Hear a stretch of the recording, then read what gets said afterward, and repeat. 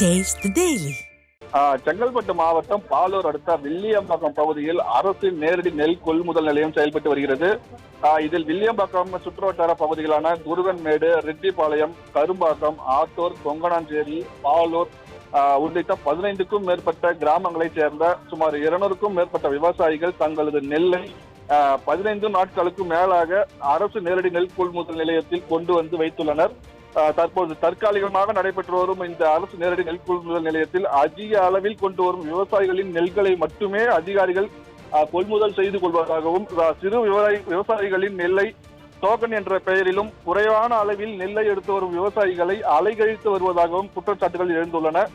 மேலும் மூட்டைக்கு 50 ரூபாய் வரை கட்டாய வசூலிப்பதாகவும் வேதனை தெரிவிக்கின்றனர். குறிப்பாக செங்கல்பட்டு மற்றும் அதனை சுற்றுவட்டார பகுதிகளில் நேற்று பெய்த கனமழையின் காரணமாக அரசு நேரடி நெல் கொள்முதல் நிலையத்தில் விற்பனைக்காக வைக்கப்பட்டிருந்த விவசாயிகளின் நெல்கள் அனைத்தும் மழையில் நனைந்து சேதமாகியுள்ளது.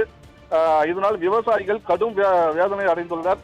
15 நாட்களுக்கும் மேலாக நெல்லை கொள்முதல் செய்யாமல் காலம் தாழ்த்தி வந்ததாலேயே மழையில் நனைந்து நெல்கள் வீணாகியதாக விவசாயிகள் வேதனை தெரிவித்து வருகின்றனர். எனவே நெல்லை விரைந்து கொள்முதல் செய்ய மாவட்ட நிர்வாகம் உத்தரவிட்டு அதிகாரிகள் உரிய முறையில் நெல்களை கொள்முதல் செய்ய வேண்டும் என்பது விவசாயிகளின் கோரிக்கையாக உள்ளது. இணைப்பில் வந்து விவரங்களை வழங்கியமைக்கு நன்றி டில்லி பாபு.